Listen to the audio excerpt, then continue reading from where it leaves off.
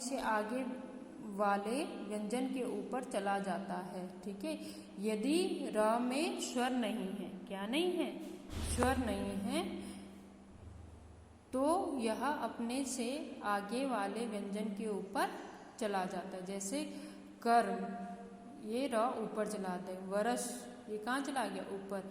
कार्य, इसमें क्या नहीं है, स्वर नहीं है, आधा है नहीं है।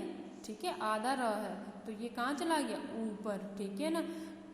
कार्य ऐसे थोड़े ना लिखेंगे, ये र को कहाँ लगा देते हैं, ऊपर। ठीक है, तो ये ऐसे हो जाएगी। धर्म, धर्म, तो ये ऊपर लग जाता है। ठीक है, आधा र।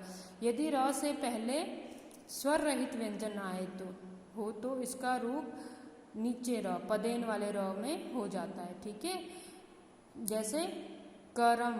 ठीक है, कर्म, जैसे ये क्या है, ये आधा क है ना, और ये र पूरा है, तब ये नीचे लगेगा। कर्म किस पे जुड़ जाएगा, ये क पे जुड़ जाएगा। ठीक है, और क को पूरा कर देगा। ठीक है, प्रण, प, आधा प है ये। ठीक है, और फिर ये र इस पे लग जाएगा। भरम, भरम, तो ये नीचे लग जाएगा। ठीक है, और यदि र से पहले स्वर रहित ट और ढ आए, अगर र से पहले स्वर रहित, इस पे कोई स न, ये आधा ट आधा ड आए तो इसका रूप पदेन वाले र में हो जाता है। ठीक है, जैसे ये ट्रक,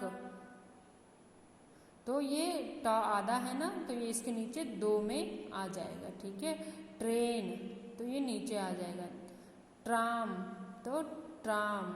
ठीक है, डरम, तो ड्रम, डरम तो नहीं बोलेंगे ना, ड्रम होगा ना, ड्रम। अ की मात्रा नहीं जुड़ेगी तो र इसमें ड्रामा।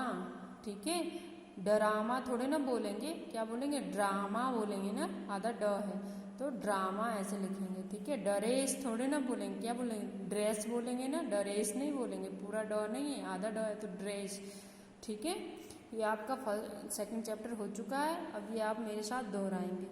मुख से बोली गई ध्वनि को लिखने के लिए जो चिन्ह निर्धारित होते हैं उसे वर्ण कहते हैं। ठीक है, सेकंड है, जिन ध्वनियों के उच्चारण में वायु बिना किसी रुकावट के मुख से बाहर आती है वे स्वर कहलाती है। जिन वर्णों का उच्चारण करते हुए वायु कंठ से निकलकर मुख के किसी न किसी भाग का स्पर्श या घर्षण करते हुए बाहर आती है उन्हें व्यंजन कहते हैं। प्रत्येक वर्ग का पहला दूसरा वर्ण स, स, स अघोष होता है। ठीक है, पहला और दूसरा क, ख, च, छ, ट, ट ये सब क्या हैं, अघोष होते हैं। प्रत्येक वर्ण का चौथा पांचवा, तीसरा चौथा पांचवा क्या होता है, सघोष, और य, र, ल, व, ह सघोष व्यंजन होते हैं। अनुस्वार का उच्चारण करते समय वायु केवल नाक से बाहर आती है। अनुनासिक ध्वनि का उच्चारण करने में वायु नाक और मुंह दोनों के रास्ते बाहर आती है। जो संयुक्त व्यंजन दो समान व्यंजनों से बने होते हैं उन्हें द्वैत व्यंजन कहते हैं। ढ और ढ हिंदी के विशेष व्यंजन हैं जो किसी शब्द के आरंभ में कभी नहीं आते हैं, इन्हें उत्क्षिप्त व्यंजन भी कहते हैं। ठीक है, स्वरों के भेदों, अब क्वेश्चन आंसर आप करेंगे, मैं टिक लगा देती हूँ, आप इनको करेंगे। ठीक है, स्वरों के भेदों को उदाहरण सहित समझाइए।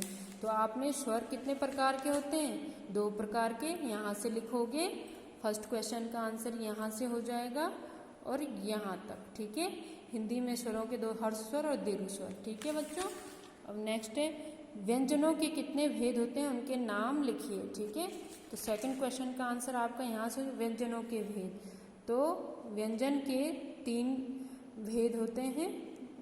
ठीक है, स्पर्श, अंतःस्थ और यहाँ तक आपका ये है। ठीक है, उत्क्षिप्त व्यंजन किसे कहते हैं, अब उत्क्षिप्त आपको पता है, ये रहा यहाँ पे। ठीक है, ड और ढ क्या होते हैं, उत्क्षिप्त होते हैं, ये तो 3rd नंबर का आंसर ये हो जाएगा यहाँ तक।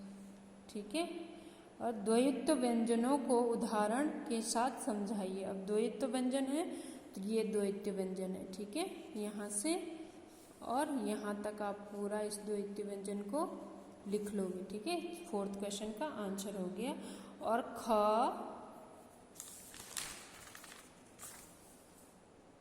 घ। इसमें आपने क्या करना है, सही उत्तर के सामने सही का निशान लगाइए, आपको खुद करना है, ठीक है।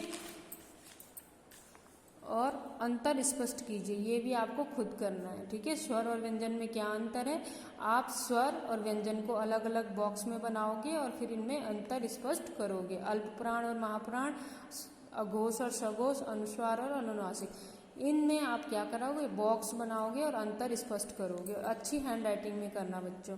कोष्ठकात में सही शब्द चुनकर रिक्त स्थानों की पूर्ति कीजिए, ठीक है। और ये रिक्त स्थान दिए हैं, ये आप भी पूरा करके मुझे व्हाट्सएप पर सेंड करोगे। जहाँ पे प्रॉब्लम होगी वहाँ पे मुझे पूछ लेना, अगर आपको दिक्कत हो कहीं पे नहीं आए तो बता देना है। यहाँ तक मैंने आपको क्वेश्चन आंसर पे टिक लगा दिया है और ये ख से और घ तक आपको खुद करने हैं। अगर कहीं पे दिक्कत आती है तो प्लीज़ मुझे व्हाट्सएप पर मैसेज कीजिए, मैं आपको इसके आंसर सेंड कर दूंगी, ठीक है। वैसे खुद कोशिश कीजिए, आपको पढ़ाया है मैंने तो आप इसको एक बार देख लीजिएगा और मुझे सेंड कीजिएगा। Thank you.